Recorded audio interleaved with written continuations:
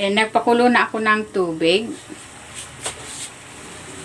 Maglalagay ako dito ng asin, ng konting oil.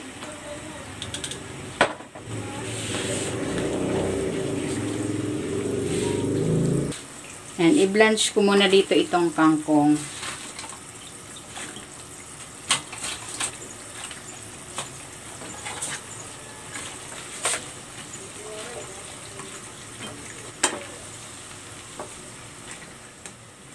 Ayan, okay na ito.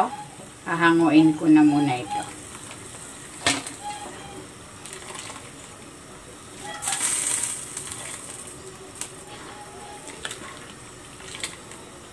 Next, ipiprito ko naman itong tokwa. Igugulong ko muna yan dyan sa cornstarch para maging crispy.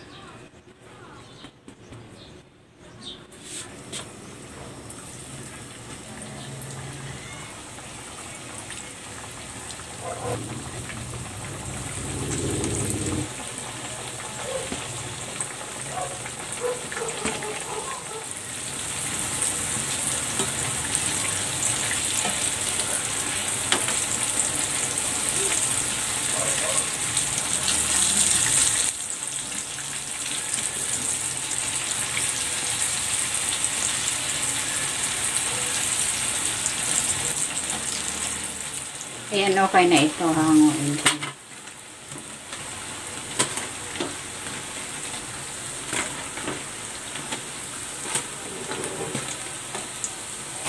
Papalamigin ko muna and then hiwain ko ito into bite size.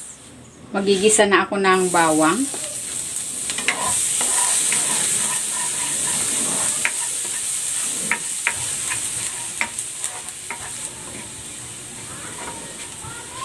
Ayan, okay na itong bawang. Magtatabi ako ng pang-toppings. Maglalagay ako dito ng toyo, oyster sauce,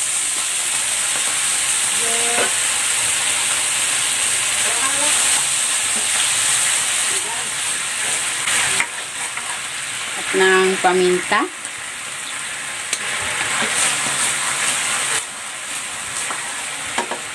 Maglalagay din ako ng tubig.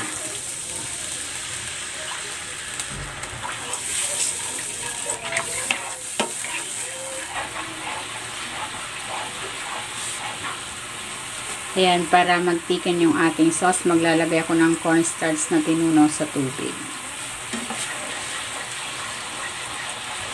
Maglalagay ako ng sesame oil para mabango. Okay na ito. Hahanguin ko. Ito na yung kangkong. Ilagay ko na sa plate. Maglalagay din ako dito ng fried tokwa.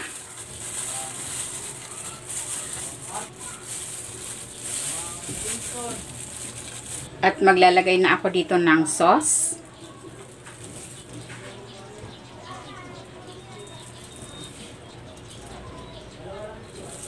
Ilalagay ko na itong fried garlic. Ayan, ready na itong ating kangkong and crispy tofu in oyster sauce. Pwede na natin itong iserve.